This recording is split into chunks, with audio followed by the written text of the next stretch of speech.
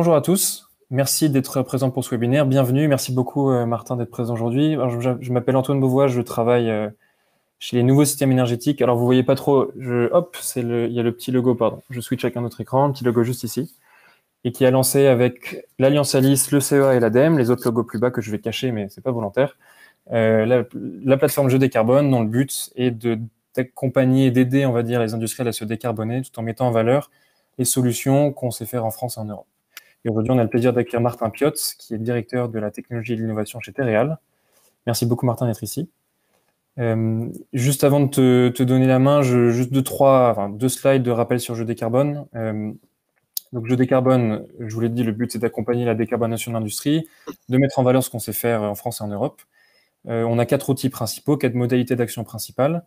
Une plateforme de mise en relation, que vous connaissez sans doute, un site web avec des fiches, des outils méthodologiques, et récemment une bibliothèque de retours d'expérience. On a déjà une dizaine de partages de retours d'expérience, et ce sont des fiches disponibles en ligne.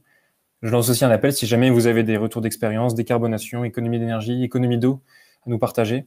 Et on serait ravis de les mettre en valeur. On organise des rencontres business dans tout l'Hexagone. Vous avez une carte à votre droite. Nous sommes allés 2 fois à Paris, et puis Lille, Metz, Marseille et Pau. Et puis nous serons également à Lyon le 13 février pour la rencontre de la région Énergie pour l'industrie. Et enfin, c'est pour aujourd'hui les webinaires mensuels avec soit des présentations d'outils principaux, soit des retours d'expérience comme celui de Martin. Sur la démarche, pas nécessairement sur la décarbonation directement, mais également sur la démarche, c'est ce qui nous intéresse. Quelques chiffres clés avant de te passer la main, Martin. Donc, Je Décarbone est soutenu et piloté en fait par une équipe de 13 industriels, intégrateurs de solutions. On est soutenu par les ministères de la Transition énergétique, ministère de l'Industrie. Aujourd'hui, on a à peu près 4000 utilisateurs en ligne, dont vous faites partie, on vous en remercie. Plus de 1000 entreprises référencées et 900 solutions de décarbonation, d'économie d'énergie de tout type, équipements, solutions de financement, solutions de conseil, solutions d'accompagnement, d'intégration, etc. Voilà, Martin, je te laisse la main et je te propose de passer les slides, donc je te laisse me guider dans tes slides. D'accord, merci Antoine. Bonjour à tous, bonjour à toutes. Donc, le retour d'expérience que je fais, donc je vais effectivement, on va parler de la construction de notre feuille de route chez Terreal, la logique de la construction, je fais un petit retour d'expérience sur l'intérêt, l'utilité de tous les outils qui sont apportés à travers Je Décarbone, que ce soit la base de données, la plateforme et les réunions. Le prochain slide, Antoine.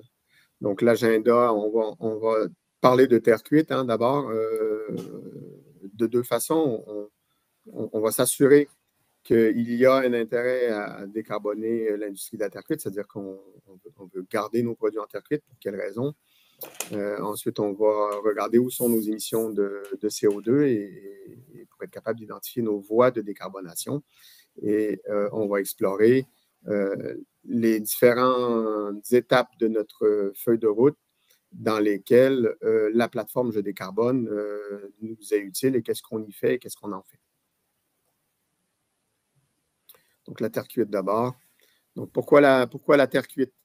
La terre cuite, on veut la garder pour sa beauté. C'est un produit qui est chaleureux, et on peut faire plein de réalisations avec, que ce soit des réalisations modernes, mais aussi des réalisations qui nous permettent de reconnaître le patrimoine français en particulier. On l'aime pour sa durabilité, donc les durées de vie des produits en terre cuite, c'est plus d'une centaine d'années. On l'aime pour son confort, confort d'été, confort hydrique. On l'aime pour la sécurité qu'elle apporte, l'absence de composants organiques volatiles, la résistance thermique naturelle des produits en terre cuite. Donc, il y a plein de raisons pour lesquelles on souhaite et on doit pouvoir conserver des produits en terre cuite dans nos habitations. Et donc, ça nous oblige bien sûr à se décarboner. Voilà. Donc, on va faire un petit rappel rapide sur les étapes de fabrication. Donc, on va aller chercher dans des carrières un certain nombre d'espèces argileuses ou sableuses. On va les mélanger sous forme de millefeuille.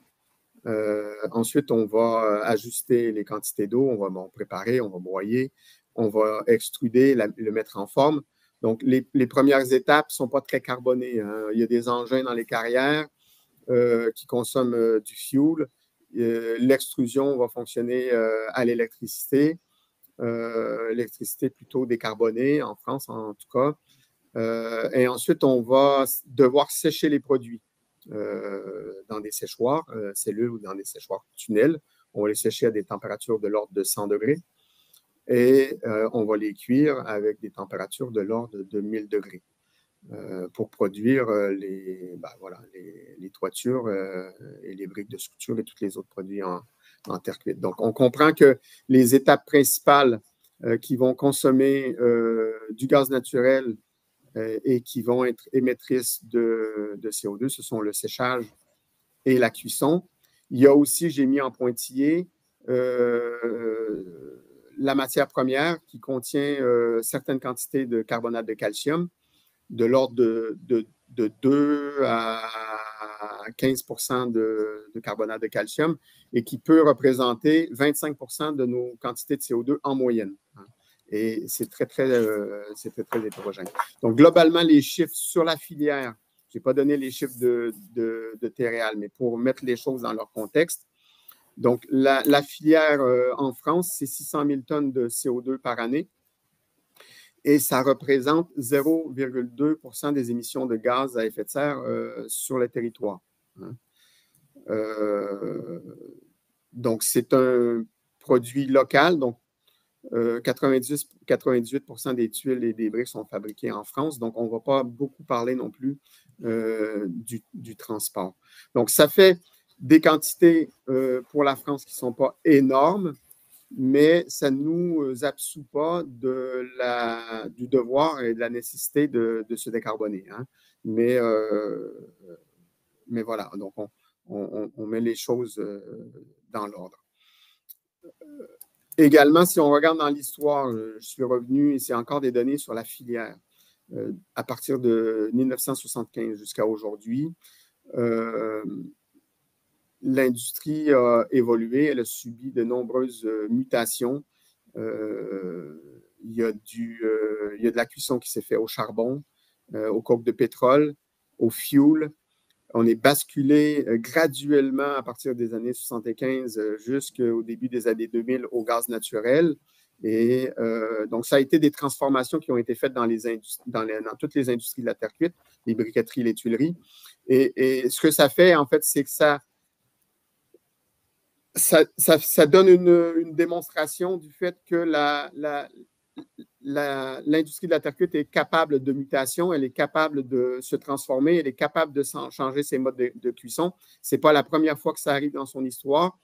Et donc, ça nous donne, je dirais, les éléments de confiance qui nous permettent de croire que ce qu'on est en train de faire, ça va se produire et on va réussir à décarboner. Donc, le début de la décarbonation, ça commence par l'analyse des émissions de CO2, ça commence par l'analyse de consommation d'énergie et donc de bilan aérolique et thermique de notre procédé. Donc là, je l'ai représenté sous forme de Sankey. Certains d'entre vous connaissent ces diagrammes. Ce qu'on a en jaune clair, c'est les entrées de gaz. Hein. On a les entrées de gaz dans le four, la grosse colonne, le gros pavé jaune à gauche. Et ensuite, on a les différents exutoires de ce gaz, de cette chaleur qui est produite par la combustion du gaz. Et ce qu'on voit entouré avec la petite flèche rouge, c'est la quantité d'énergie qui est nécessaire pour la transformation physique et chimique lors de la cuisson. Hein. Les autres flèches, c'est là où va notre énergie en réalité. Donc, il y a une très petite quantité d'énergie qu'on injecte dans le four pour faire monter les températures, qui en fait est utile aux phénomènes physiques et chimiques dont on a besoin. Le reste, c'est de la gestion de l'efficacité énergétique.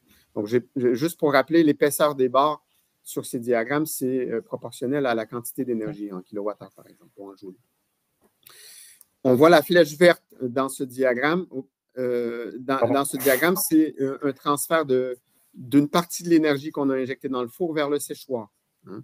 Et donc, on voit dans la partie droite de ce diagramme le séchoir d'une usine de terre cuite avec la portion d'énergie qui vient du four et une portion additionnelle de gaz naturel qui vient compléter. Hein. Ce qu'on remarque là, et c'est important de s'en rendre compte, et le diagramme nous permet de le voir, c'est que si on fait la somme de l'énergie au séchoir, on additionne la petite flèche verte avec la petite flèche jaune qui rentre dans le séchoir, et on la compare à l'épaisseur du pavé du gaz naturel qui rentre dans le four, on voit que malgré que le séchage se fait à des basses températures et que la cuisson se fait à des hautes températures, les quantités d'énergie en kilowattheure ou en joule sont à peu près les mêmes. Hein. Donc, c'est important de ne pas se tromper sur ces sujets-là parce qu'on va avoir besoin de solutions de décarbonation autant pour le séchoir que pour le four parce qu'à partir du moment où on va réduire les quantités d'énergie qui vont rentrer dans le four, et on va rendre indisponible la chaleur qu'on transférait du four au séchoir. Hein. Donc, on va devoir décarboner notre séchoir également. La dernière chose que je dois dire sur ce diagramme, c'est le deuxième petit cercle sur la partie droite du diagramme, c'est de l'énergie utile. Hein. Le séchoir, l'énergie qu'on injecte dans le séchoir est davantage utile, entre guillemets, que celle qu'on injecte dans le four. Et c'est l'énergie de vaporisation de l'eau. Hein. Toute cette énergie, la majorité de l'énergie qu'on utilise dans le séchoir, c'est pour vaporiser l'eau. Donc, on en a besoin, c'est l'enthalpie de vaporisation de l'eau. En revanche, cette énergie-là, elle est récupérable en partie. Donc, on va inclure dans notre pardon, j'ai un problème de batterie. Les aléas du direct. Oui, c'est ça. Tu les réinjectes dans ton circuit. Oui, c'est ça. Pardon. Donc, voilà. Donc, on va voir qu'une partie de cette énergie-là, on va pouvoir la récupérer et la réinjecter dans le séchoir. Donc, voilà. Juste pour dire, sans nécessairement besoin de comprendre tout le diagramme, que ça commence par une analyse très, très détaillée des flux d'air et des flux de chaleur dans nos organes de cuisson et de séchoir. Et j'ai mis un petit logo « Je décarbone » parce que pour faire ces analyses-là, on sollicite le réseau. On peut les faire nous-mêmes, mais on peut aussi les sous-traiter et on peut aussi s'améliorer et être meilleur pour les faire en coopérant avec certains membres de la communauté Je décarbone et dans la réalité, on le fait. On a pris des coopérations qu'on a captées grâce au réseau Je décarbone et on a travaillé avec des partenaires sur ce sujet. Donc, une fois qu'on a nos bilans énergétiques et notre analyse de l'énergie, on doit structurer, repérer nos leviers de décarbonation. Donc, on les a séparés en 3 types de leviers. Le premier levier, c'est l'efficacité énergétique. Et dans ce levier-là, on a des actions qui ne coûtent pas énormément d'argent et d'autres actions qui demandent des investissements plus ou moins lourds. Hein. Je l'ai symbolisé par les euros et les triples euros. Ensuite, on a un deuxième levier, c'est le remplacement du gaz naturel. On aura toujours besoin de chaleur, même si on est très, très efficace. Il faut apporter de la chaleur au séchoir et au four. Donc, on va chercher des énergies qui sont décarbonées. Et encore là, on sépare les énergies décarbonées en 2. Il y a des énergies décarbonées qui ne sont pas très, très chères et dont le prix va se rapprocher à celui du gaz naturel. Il y a des énergies décarbonées qui sont beaucoup plus chères, l'électricité, le syngas, l'hydrogène, par exemple.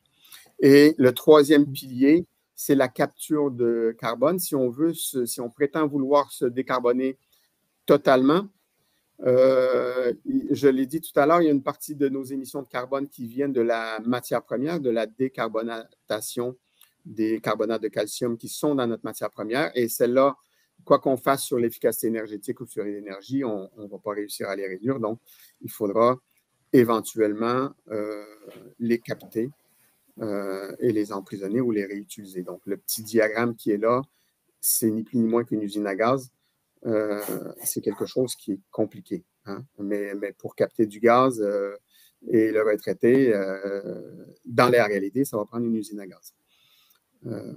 Donc, pour repérer, classer les leviers en question, on utilise également les solutions qui sont proposées sur la plateforme Je décarbone. Hein. Il y a toutes sortes de solutions, soit d'intégrateurs ou soit d'offreurs de solutions pour l'ensemble des éléments qui sont cités, là, la chaleur fatale, pompe à chaleur, brûleur, brassage d'air à haute température, électricité, syngas, hydrogène, chaleur. Bon, voilà. Tous ces éléments de solution sont disponibles sur la plateforme. Donc, une fois qu'on les a listés, on les a classés en piliers, il faut structurer notre feuille de route. Donc, le diagramme, non, laisse-le un petit peu encore. Le diagramme que je préfère, c'est celui qui est indiqué en bas. Hein. On a en X, on a l'impact du levier qu'on veut actionner. Plus on est à droite de ce diagramme, plus le levier d'impact important. Et l'ordonnée, c'est la facilité. Donc, quand on est en haut, c'est facile. Et quand on est en bas du graphique, c'est quelque chose de très, très difficile. Et donc, ça, ce diagramme-là, comme aide à la décision pour classer et ordonnancer nos actions, il est très, très utile. On peut basculer. Donc, une fois qu'on a le diagramme de ce qu'on veut faire et pourquoi on veut le faire, parce que c'est facile, donc on va avoir besoin de peu de ressources pour le faire, donc il faut le faire rapidement, que ça ait de l'impact ou pas, ou parce que ça a beaucoup d'impact, il faut s'y prendre très tôt. Parfois, ça peut être compliqué, ça peut être coûteux. Et donc, ça nous prend un portefeuille qui soit équilibré, hein, qui comprenne à la fois des actions de court terme qui sont relativement faciles, qui éventuellement ne rapportent pas beaucoup, mais il faut les faire. Et ça prend également des actions de long terme qui, elles, vont peut-être être un petit peu plus difficiles et un peu plus complexes. Donc, il faut les attaquer très tôt. Donc, on va mettre tout ça dans une feuille dans un calendrier. Hein, c'est le diagramme en bleu avec un genre de bridge, hein, de diagramme en cascade, où on va, année après année, chaque bloc est une solution qu'on applique dans une usine ou une série de solutions qu'on applique dans une série d'usines et on voit nos émissions de carbone diminuer entre 2015, 2005, 2025, 2030 et au-delà. Hein. Et évidemment, d'avoir classé, d'avoir structuré dans le temps, usine par usine, action par action, ça nous permet d'avoir les réalisations en temps et en heure. Donc, les exemples que j'ai donnés, la plus à gauche, la photo, c'est l'inauguration de la modernisation d'une usine en Charente, à Roumazières, qui nous a permis de transférer la production de certaines tuiles qui étaient produites sur des lignes très, très énergivores vers des lignes qui le sont beaucoup moins. Donc, ça nous a demandé un gros effort de modernisation pour être capable de basculer cette production. La deuxième image, c'est la chaleur fatale à Chagny, donc une chaleur fatale haute performance où on réussit à baisser nos fumées qui étaient de l'ordre de 200 degrés, on peut les abaisser jusqu'à 60 degrés et on récupère cette chaleur pour la réinjecter ailleurs dans le procédé. Et la troisième image, c'est une image de moitié synthèse, moitié réelle, donc c'est une usine dans l'Aude où on voit dans le coin à gauche un champ solaire thermique qui va nous permettre de produire de la chaleur à relativement faible coût pour l'injecter dans le séchoir de l'usine. Et ce projet, il est en cours de réalisation pour une mise en service en 2024.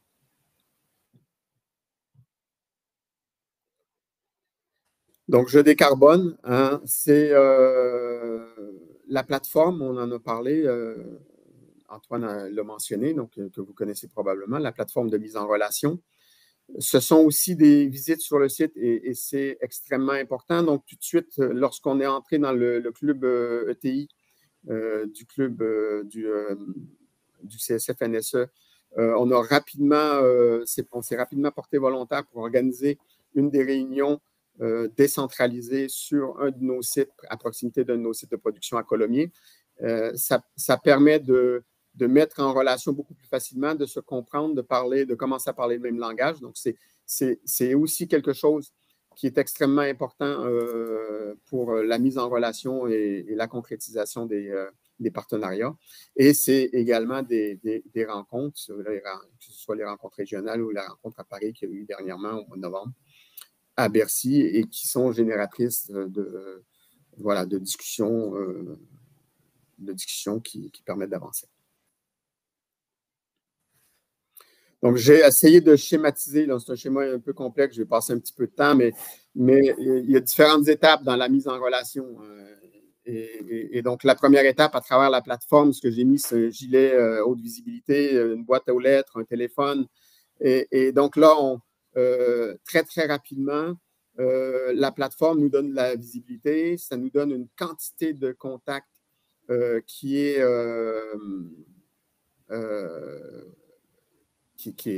une bonne volumétrie qui nous permet de rien oublier. Hein. Et évidemment, la première chose qui peut nous arriver, c'est d'être noyé dans des mails, noyé dans des coups de téléphone, et il faut déjà commencer à trier en fonction de la pertinence et de la probabilité qu'on puisse appliquer la solution dans le bon timing. Hein. Donc, on a un premier choix qui se fait. Ensuite, on va, après avoir trié, on va prendre des contacts un petit peu plus approfondis. Et la seule chose qui est importante de savoir, c'est qu'on n'a pas trouvé de solution qu'on pourrait appeler plug and play. Hein. Il n'y a pas quelqu'un qui peut prétendre dire j'ai appliqué ça dans le verre, je l'ai appliqué dans l'alimentaire, dans la papeterie. Il n'y a qu'à Faucon l'appliquer dans la terre cuite, c'est facile. Ça, c'est pas vrai. Donc, il faut étudier dans le détail les adaptations. Parfois, ça peut prendre la forme d'équipements supplémentaires. Parfois, ça peut prendre la forme d'encombrement où on ne peut pas faire ce qu'on veut.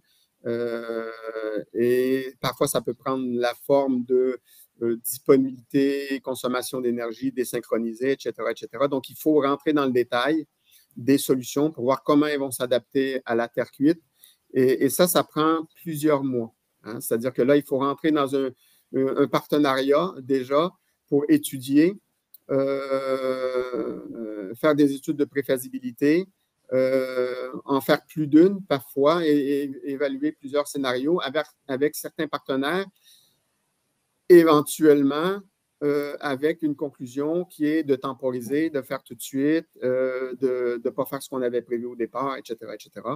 Et donc, on reclasse, on restructure et ensuite, on est prêt à actionner. On va choisir les leviers.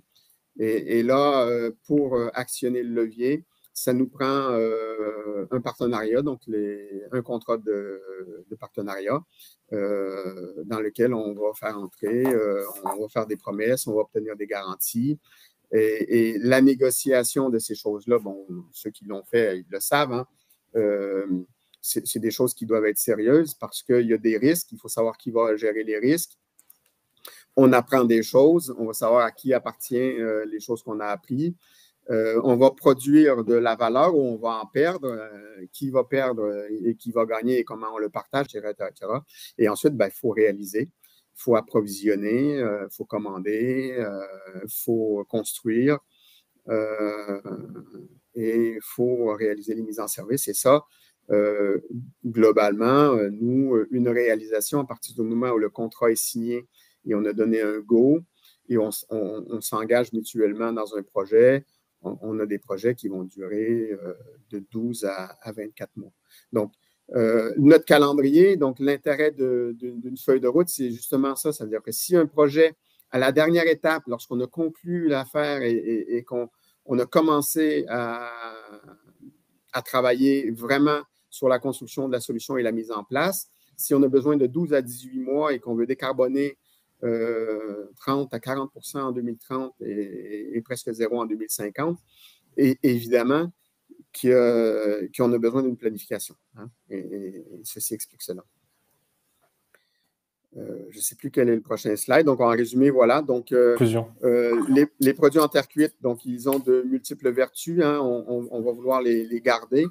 Et donc, on a analysé nos sources de CO2, nos émissions de CO2, notre consommation d'énergie. On a identifié les solutions de décarbonation. Elles sont multiples, elles sont variées. On sait que ce ne sera pas facile. On l'a déjà fait, des choses semblables, mais on sait que ce n'est pas facile, ne serait-ce que financièrement. Donc, la structuration, la mobilisation, elle est indispensable. Dans les faits, on est mobilisé. Et si on est mobilisé, on ne peut pas faire les choses tout seul. Donc, il y a trop de travail et il y a trop de compétences diverses qui sont nécessaires. Donc, les partenariats, ils sont indispensables. Et donc, on l'a vu à travers nos premières réalisations. On va le revoir en 2025 à travers les réalisations 2024. Mais la décarbonation chez Terreal, elle est en cours. Et avec une promesse, c'est que les produits en terre cuite vont continuer d'embellir nos vies et nos villes.